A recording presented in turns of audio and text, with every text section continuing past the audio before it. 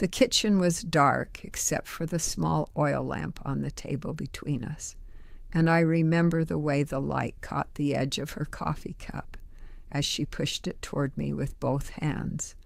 Her fingers were trembling.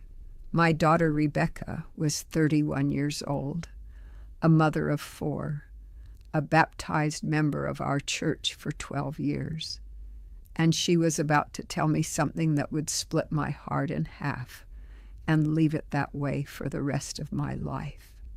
Outside, the November wind moved through the bare apple trees behind the house. My husband Amos had been gone 2 years by then, buried in the church cemetery beside 3 of our children who never made it past infancy. So it was just the 2 of us in that kitchen, just me and Rebecca and whatever she had come to say. Before I tell you what she told me that night, let me introduce myself. My name is Anna. I am 83 years old. I grew up Old Order Amish in Lancaster County, Pennsylvania, married at 19, raised 7 children in the same farmhouse my husband built with his own 2 hands, and I have lived under the Ordnung my entire life.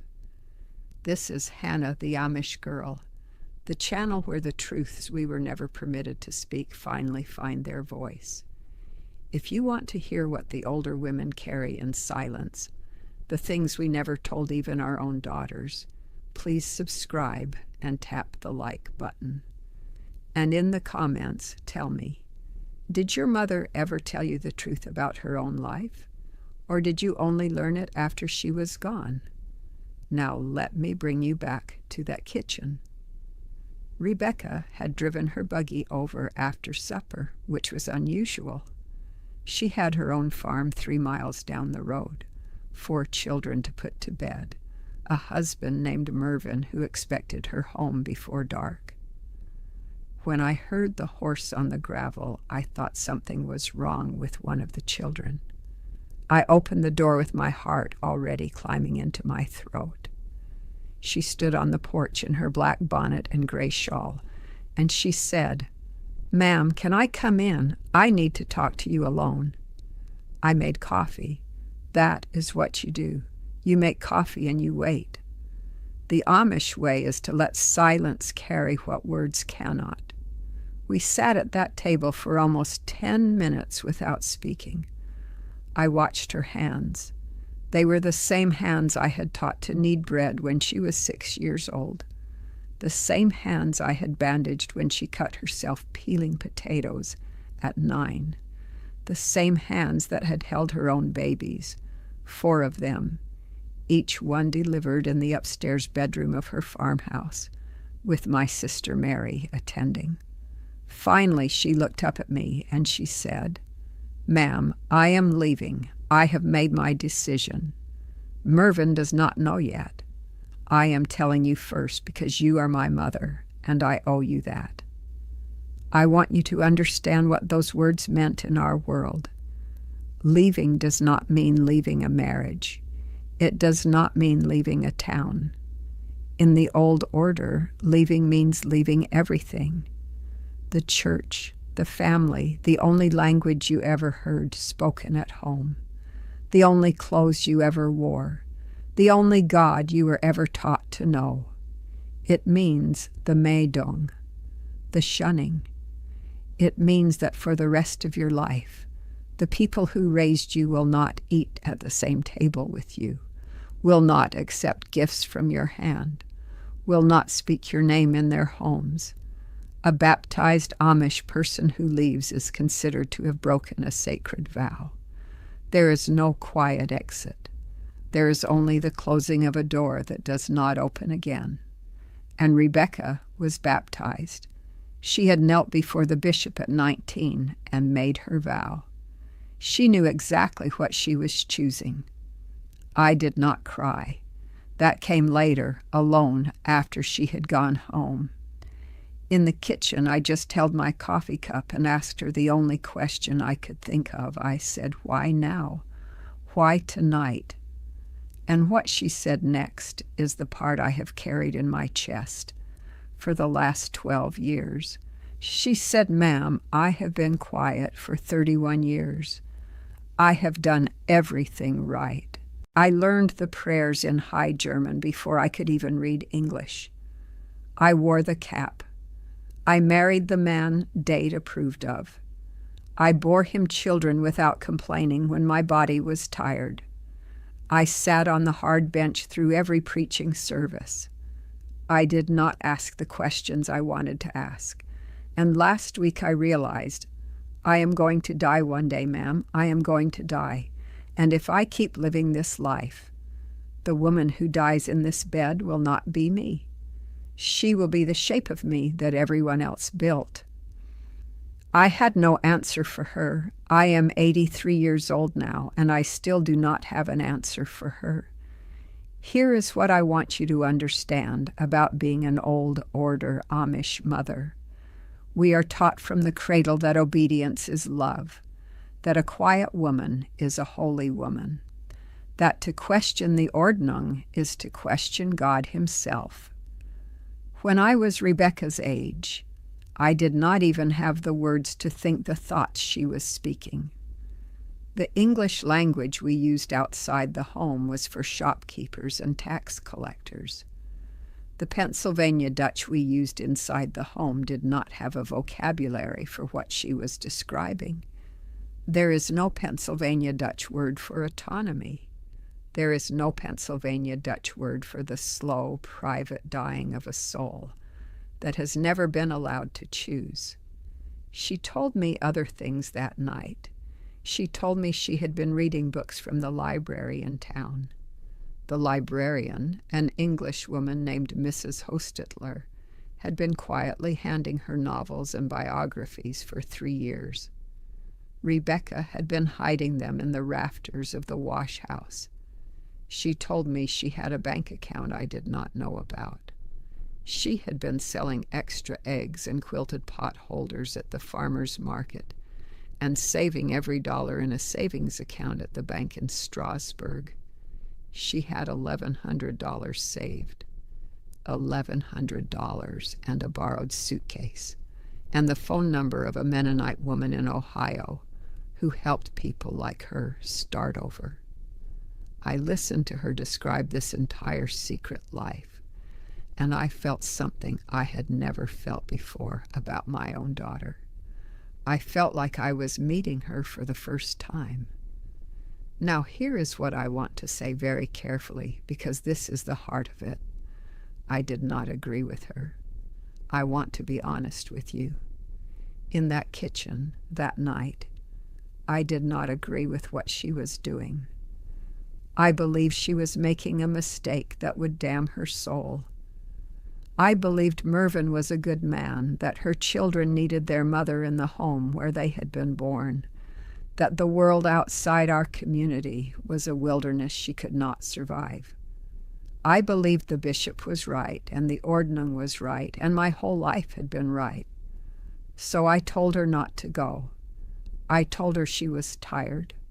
I told her every young mother feels this way sometimes.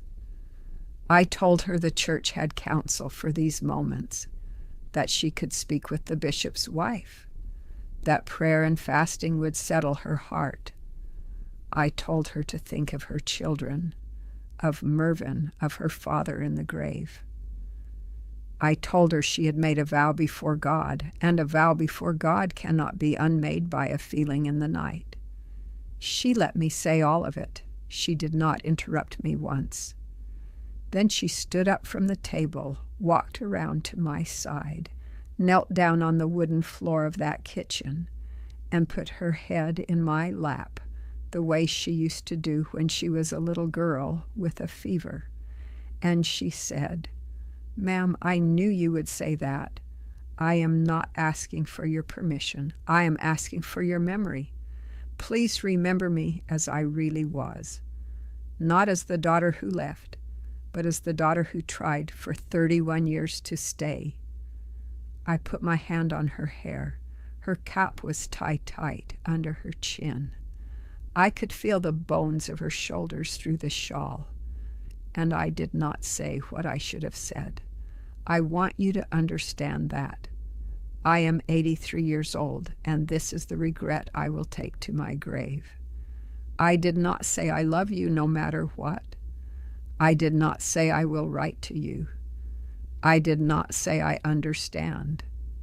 I said, Rebecca, please, please do not do this. She left a few minutes later. She kissed my forehead at the door. She said, Good night, ma'am, like it was any other night. I watched her buggy lantern disappear down the lane, and I stood in the doorway in my nightgown until the cold drove me back inside. 3 days later, she was gone. She left Mervyn a letter on the kitchen table. She left her 4 children sleeping in their beds. She walked to the end of the lane at 4 a.m, where a car was waiting. And that car drove her to Ohio.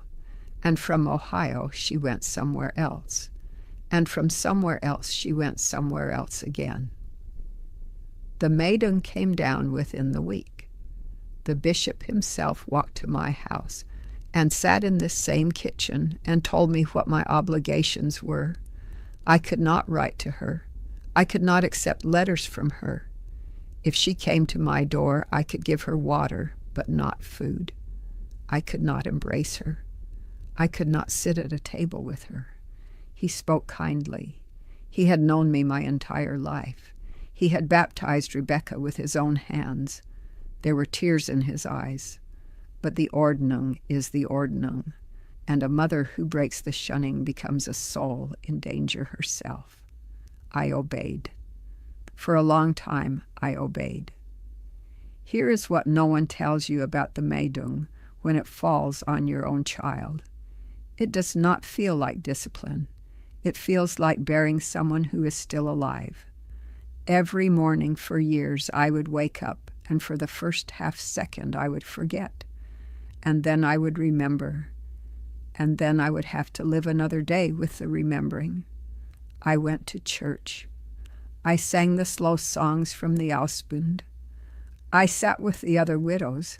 I held my grandchildren when they came to visit, Rebecca's 4 children, raised now by Mervyn and his new wife, a kind woman named Lydia, who never spoke Rebecca's name in my hearing.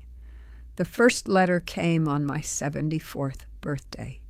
It was hidden inside a card from my niece in Indiana, slipped between the pages, Rebecca's handwriting, 3 lines. She said she was alive. She said she had remarried. She said she thought about me every single day. I burned the letter in the cook stove. My hands were shaking so badly I almost dropped it into the kindling box instead. But I read it 3 times first. I read it 3 times, and I memorized every word.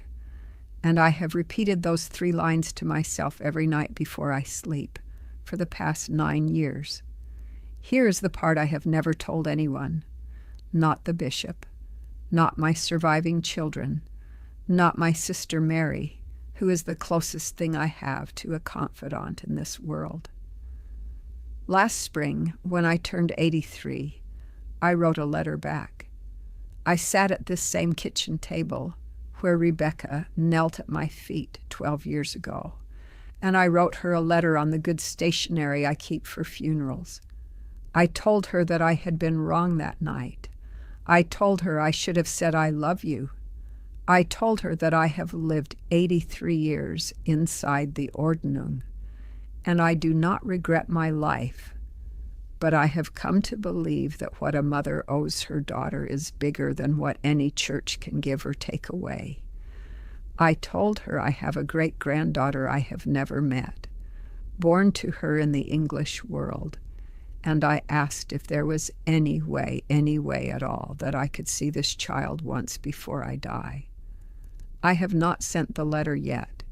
It sits in the drawer of the small table beside my bed. Every night before I pray, I take it out and I hold it in my hands. Every morning I put it back. I am 83 years old, and I do not know if I have the courage to break the Meidung that has held my heart in iron for 12 years. I do not know if Rebecca would even answer. I do not know if the great-granddaughter exists, or if Rebecca has moved on to a life so full and so far from this farmhouse that an old Amish woman in a black cap would only be a ghost at her door. But I think about what Rebecca said to me that night in this kitchen. She said, "Ma'am, I am asking for your memory." And I have come to understand late, far too late, what she meant. She was asking me to be her mother for one more moment, not the mother who enforces the Ordnung, not the mother who protects the family name, just the woman who held her when she had a fever, who taught her hands to knead bread, who once knew her better than anyone else in the world. She was asking me to remember her as a soul before I remembered her as a sin, and I did not do it. I am telling you this story because I am 83 years old, and I am running out of time to be honest. The Amish world gave me a long life, a faithful husband, 7 children, 51 grandchildren that I know of, and a community that has carried me through every loss without ever asking me to carry it alone. I do not regret being Amish. I want to say that clearly. But I have learned something in my old age that I wish I had learned at 53 instead of 83. A rule that requires a mother to close the door on her own child is a rule that asks more than God ever asked of Abraham, because Abraham was stopped. The hand was stayed. The child was given back. No one stayed my hand. I closed the door myself. If you are a mother somewhere in the world tonight, in any community, in any faith, and your child has told you a truth you did not want to hear, I want you to know what I know now. The door closes faster than you think, and it does not open again just because you decide one day that you would like it to. Love your child while she is still kneeling at your feet. Love her out loud. Use the words. Do not assume there will be another night, another kitchen, another chance. I am going to send the letter. I have decided tonight, sitting here, that I am going to send it. I do not know what will happen. I do not know if my bishop will hear of it, or if my surviving children will turn from me, or if Rebecca will read it and weep, or if she will tear it in half without opening the envelope.